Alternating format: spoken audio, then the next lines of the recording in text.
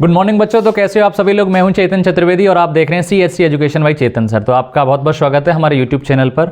और आज हम स्टार्ट करेंगे ह्यूमन आइज कलरफुल वर्ल्ड, मानव नेत्र रंग बिरंगा संसार, जो आपका फिजिक्स का चैप्टर है 10th क्लास का, साइंस RVSC हिंदी मीडियम के बारे में हम डिस्कस करेंगे। ठीक है, तो बिना टाइम वेस्ट किए हम स्टार्ट कर लेते हैं आपका जो टॉपिक है ह्यूमन आई कलरफुल बर्ड।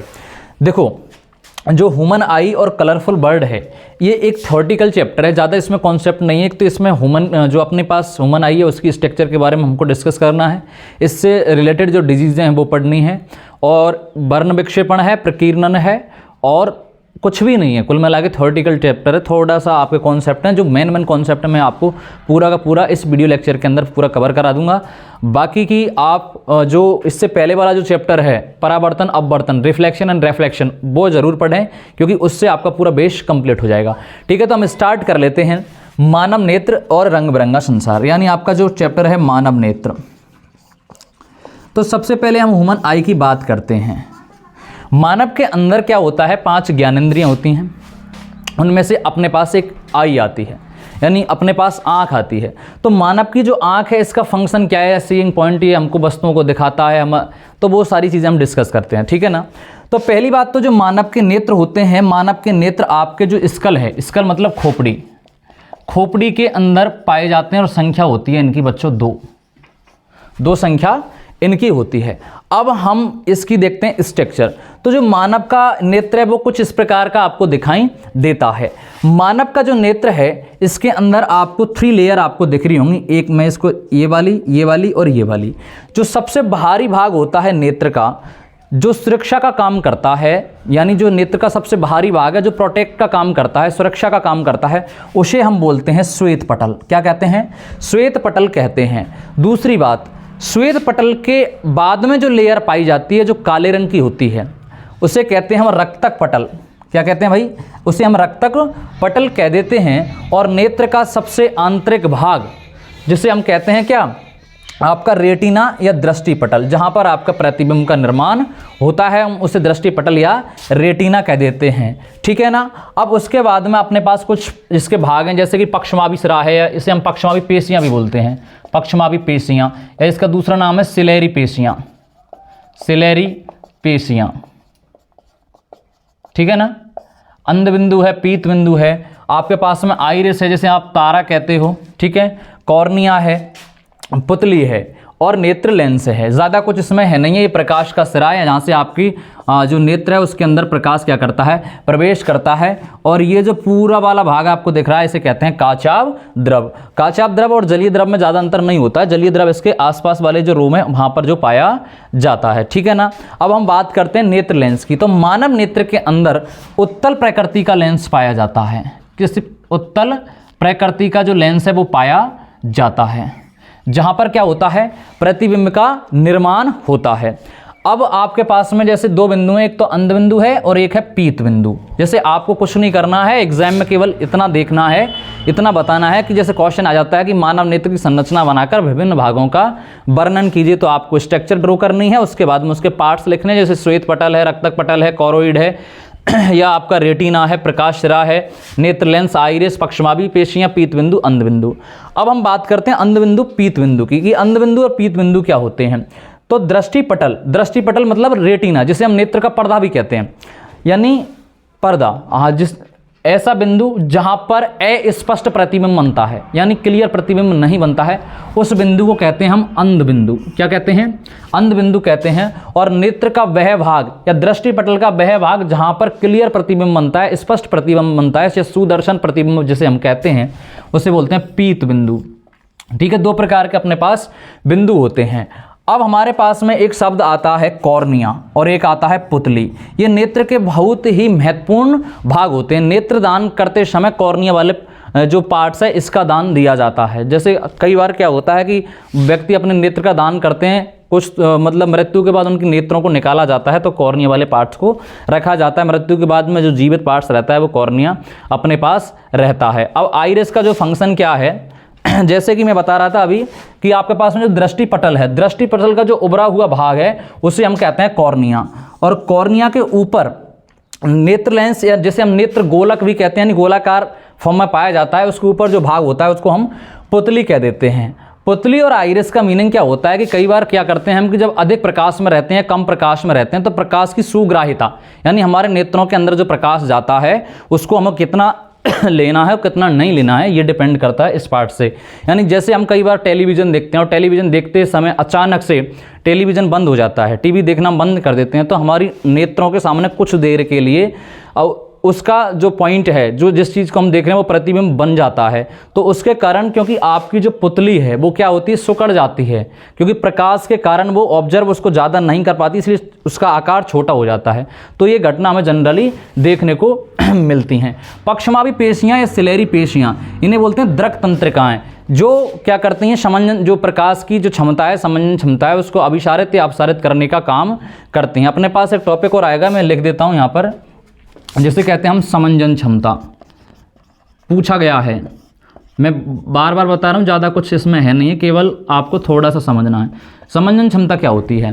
तो नेत्र लेंस की बैच या नेत्र की बैच क्षमता या नेत्र लेंस की बैच क्षमता जो फोकस दूरी को क्या कर लेता है, समायोजित कर लेता है, अभिसारित करता है या अपसारित कर लेता है, या बढ़ा देता है या घटा देता है, यानी उसको बैलेंस करने का जो काम करता है, उस व्यवस्था को कहते हैं समंजन क्षमता कहते हैं। आपने पढ़ा होगा चैप्टर नंबर उसमें परावर्तन अपवर्तन वाले में लेंस क्षमता, जिससे हम डायोप्टर के अंदर मेजर करते हैं, P = 1/f हम लिख देते हैं कई बार। तो ये चीज़ें अपने पास निकल के आती हैं।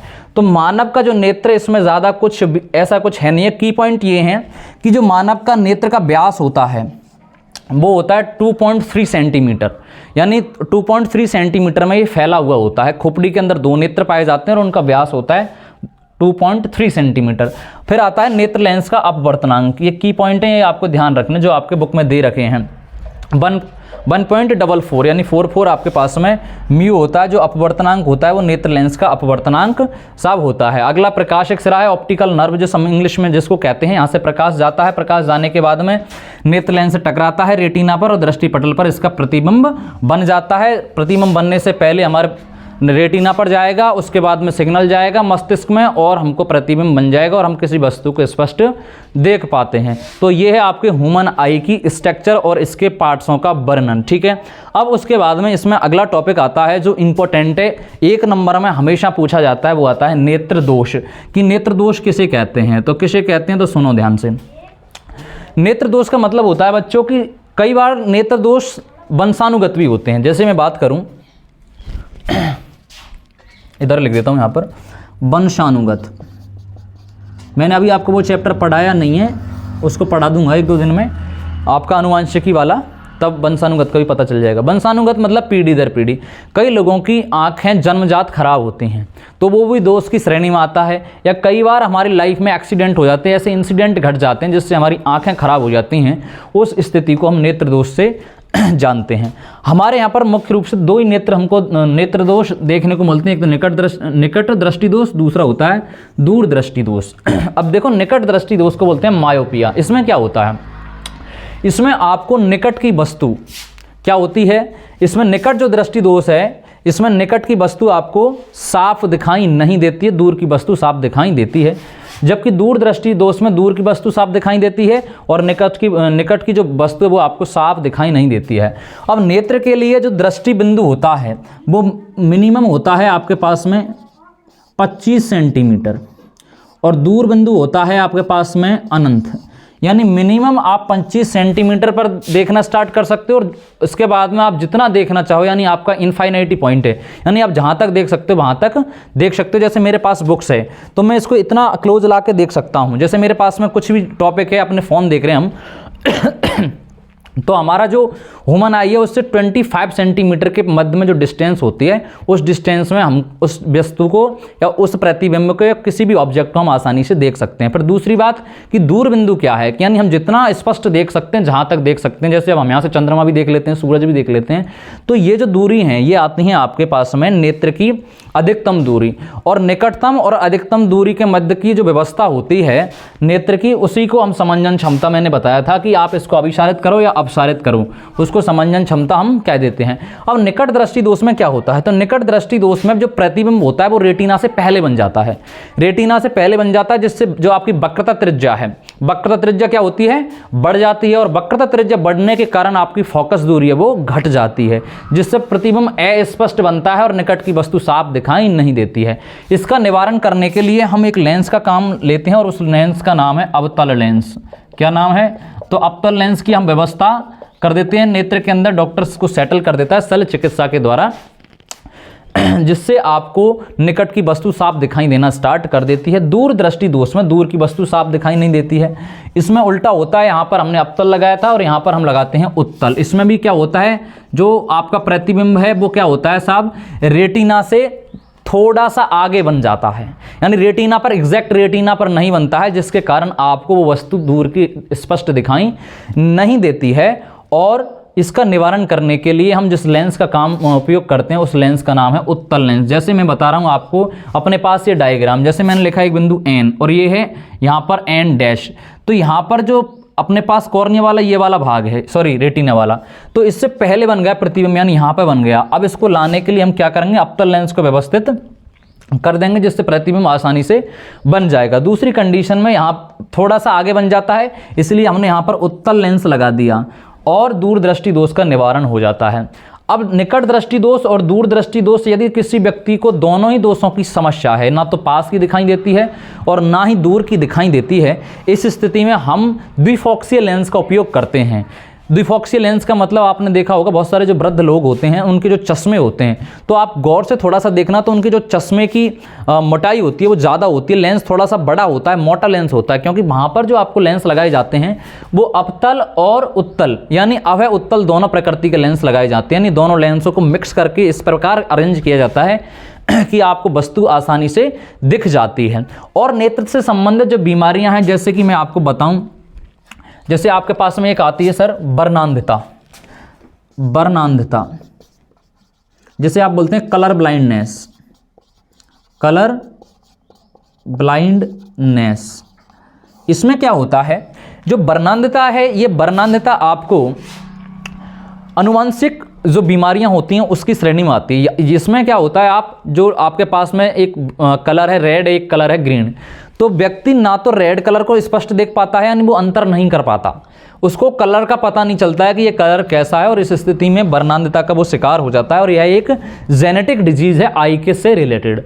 तो इतना जो टॉपिक है इसमें ज़्यादा कुछ और है नहीं, या फिर नेत्र की क्रियाविधि आती है, यानी मैकेनिज्म ऑफ आई। तो सर्वप्रथम प्रकाश नेत्र सिरे से प्रवेश करता है, प्रवेश करने के बाद में कहाँ पर जाएगा, रेटिना के पास में, यानी दृष्टिपटल के पास में जाकर इसका प्रतिबिंब बनाएगा, और दृष्टिपटल पर प्रतिबिंब बनने के बाद वहाँ पर प्रतिबिंब बनता है उल्टा, और फिर जाएगा कहाँ पर, ब्रेन के अंदर।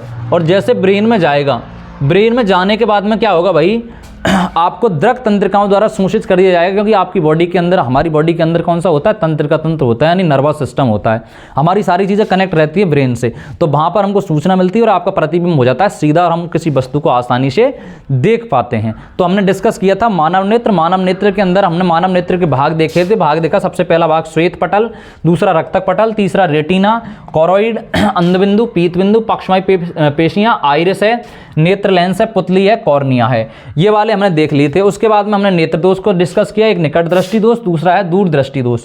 अब इसके बाद में आपका जो अगला टॉपिक आता है वो आता है आपका प्रकीर्णन और वर्ण विक्षेपण, और इसमें और प्रिज्म वाला, यानी स्पेक्ट्रम से रिलेटेड जो टॉपिक हैं उसको हम आगे डिस्कस करते हैं। आशा करता हूं यहां तक की जानकारी क्लियर हो गई होगी। यदि किसी को समझ में नहीं आया तो कमेंट कर देना प्लीज, ओके। तो हम आगे डिस्कस करते हैं।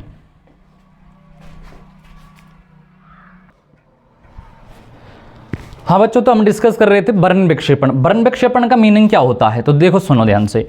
जब किसी एक वर्णी प्रकाश पुंज को किसी प्रिज्म पर आपतित किया जाता है, तो ये अपने पास प्रिज्म है। प्रिज्म का मतलब आप ट्राइंगल ले सकते हो, एक त्रिभुज होता है और उस पर आप प्रकाश पुंज को आपतित करते हो, तो प्रकाश जो होता है वो आपका 7 रंगों में विभक्त हो जाता है। 7 रंग कौन कौन से हैं, जिसे हम शॉर्ट में विबज्योर बोलते हैं, ट्रिक्स में विबज्योर। देखो तुम, इसको बोलते हैं वॉयलेट, इसको Indigo, blue, green, yellow, orange और रेड। तो प्रकाश का किसी प्रिज्म के द्वारा गुजरना और 7 रंगों में विभक्त होना वर्ण विक्षेपण कहलाता है। अब इसमें जो कोण होता है इसको बोलते हैं प्रिज्म कोण, ठीक है, प्रिज्म कोण कहते हैं। अब प्रकाश कौन सा था अपने पास? श्वेत प्रकाश था।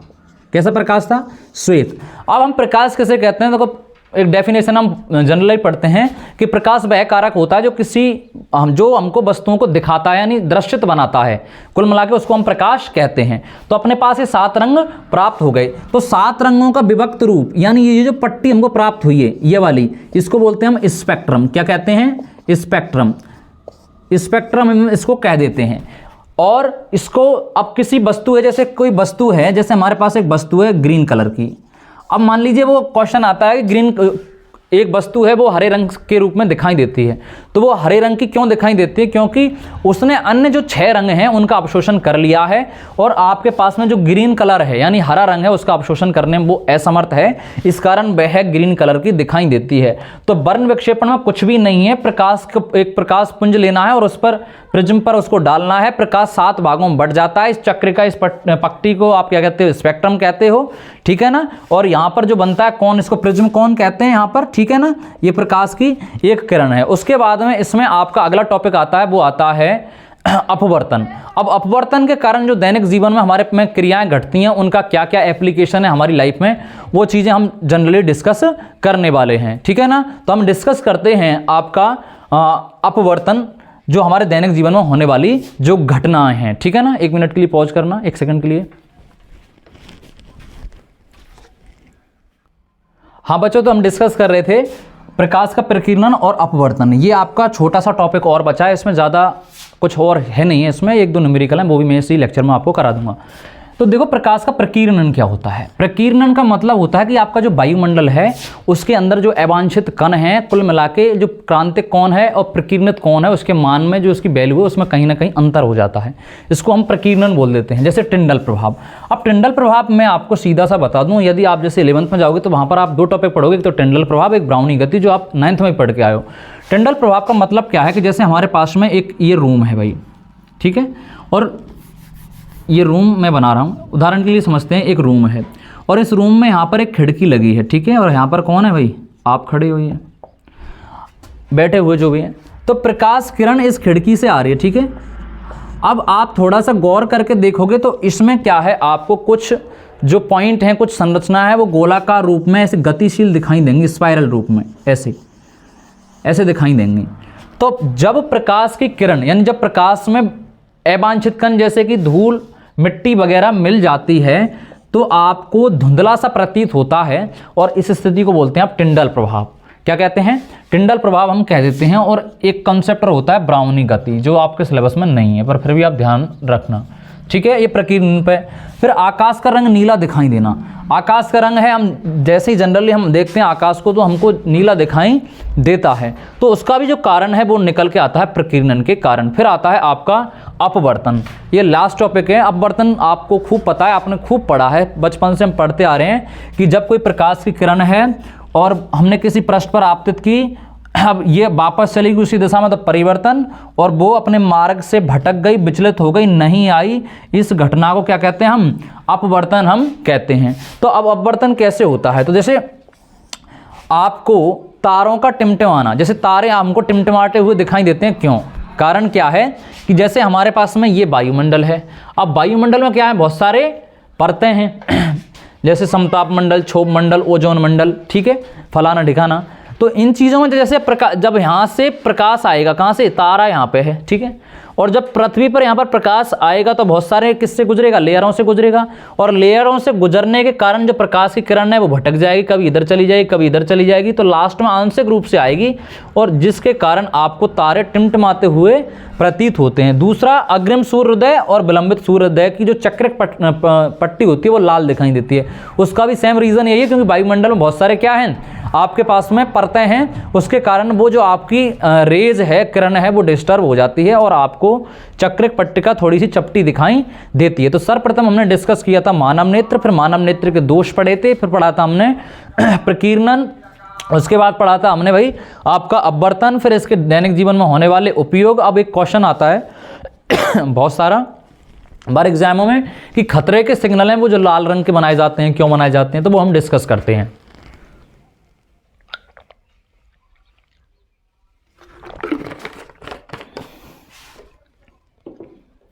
अब खतरे के सिग्नल हैं क्योंकि एक शब्द पढ़ोगे आप तरंग दैर्घ्य आगे चल के, यहां पर अपना सिलेबस में इतना नहीं है। वेवलेंथ, वेवलेंथ ये तरंग दैर्घ्य क्या होती है। और एक होता है प्रकीर्णन, तो मैंने बताया था, और एक घटना होती है पूर्ण आंतरिक परावर्तन। तो प्रकीर्णन, पूर्ण आंतरिक परावर्तन और तरंग दैर्घ्य ये तीन बहुत अच्छे टॉपिक हैं जो बहुत कम दे रखे हैं यहाँ पर 10th क्लास में। थ्योरेटिकल मैटर ज़्यादा दे रखा है, तो हमें वही पढ़ना है क्योंकि हमारे एग्जाम में वही आएगा, तो हम वही पढ़ेंगे, ठीक है ना। तो जो खतरे के सिग्नल होते हैं उनका जो तरंग दैर्घ्य होती है वो कैसी होती है, अधिकतम होती है, मैक्सिमम होती है वेवलेंथ, और प्रकीर्णन होता है वो होता है न्यूनतम। इस कारण आपको लाल रंग दूर से दिखाई देता है।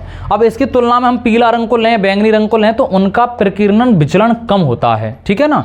इस कारण जो आपके खतरे के सिग्नल हैं वो लाल रंग के बनाए जाते हैं, ठीक है। तो ये हमारे पास में आपका पूरा टॉपिक हमने लगभग कवर अप कर दिया। 20-22 मिनट की वीडियो होगी शायद, मैंने देखा नहीं है, मैं देखूंगा।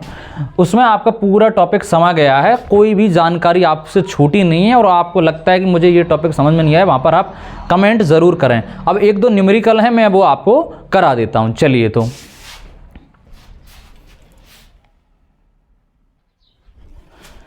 एनसीईआरटी में एक अपने पास न्यूमेरिकल दे रखा है कि 0.5 मीटर फोकस दूरी पर लेंस क्षमता ज्ञात करो, ठीक है।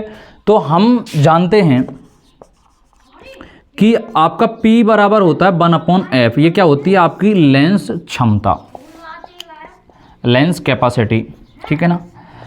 तो अब P बराबर आपको दे रखा है 1/f, फॉर्मूला है जो हम जानते हैं। अब यहाँ पर हमको F = दे रखा है 0.5, ठीक है। निकालना क्या है, हमें भाई क्षमता निकालनी है, तो P = 1/f हम पढ़ रहे हैं यहाँ पर, तो 0.5 हमको दे रखा है। नेक्स्ट टर्म क्या करते हैं हम, फी अपॉन, अब इसको पॉइंट को हटाएंगे, यहाँ पर 0 बढ़ाएंगे, इधर 5, तो 5 2 जा 10, तो आंसर आया 2, ठीक है। तो ज़्यादा कुछ इसमें था नहीं, ये छोटे से न्यूमेरिकल हैं, यहाँ से न्यूमेरिकल अधिकतर पूछा नहीं जाता है। आपको न्यूमेरिकल आएगा, एक तो इलेक्ट्रिक करंट से आएगा और एक आएगा आपका रिफ्लेक्शन एंड रिफ्लेक्शन, परावर्तन और अपवर्तन वाले टॉपिक से। सबसे पहले हमने नेत्र, अब हम पहले वो देख लेते हैं समरी का हमने क्या क्या पढ़ा था आज। तो नेत्र पढ़ा था, नेत्र के पूरे भागों का वर्णन हमने पढ़ा था, कहाँ कैसा प्रतिबिंब बनता है, क्या कंडीशंस रहती हैं, नेत्र के अंदर कौन कौन से दोष होते हैं, दूरदृष्टि दोष होता है, निकट दृष्टि दोष होता है, मायोपिया होता है, और आपके पास में वर्णांधता द्वारा हमने जो अनुवांशिक डिजीज थोड़ा सा वहाँ पर चर्चा की थी। उसके बाद हमने प्रकीर्णन देखा था, प्रिज्म द्वारा अपवर्तन देखा था कि प्रिज्म कौन कैसे कहते हैं, स्पेक्ट्रम क्या होता है। फिर उसके बाद में हमने डेली लाइफ में हमने बहुत सारे एग्जाम्पल को कवर किया। तो आशा करता हूँ कि सारी की सारी जानकारी आपको आई होगी समझ में। बाकी चैनल को लाइक और सब्सक्राइब करना ना भूलें। नेक्स्ट जो आपकी वीडियोस आएगी वो आएगी इलेक्ट्रिक करंट के ऊपर, यानी फिजिक्स के 2 टॉपिक और बचे, इलेक्ट्रिक करंट और आपका magnetic effect of electric current, विद्युत धारा का चुंबकीय प्रभाव और विद्युत धारा। बाकी अधिक 95% सिलेबस टोटल यूट्यूब पर करवा दिया है, ठीक है। तो लाइक और सब्सक्राइब करना ना भूलें। Thank you so much all of you.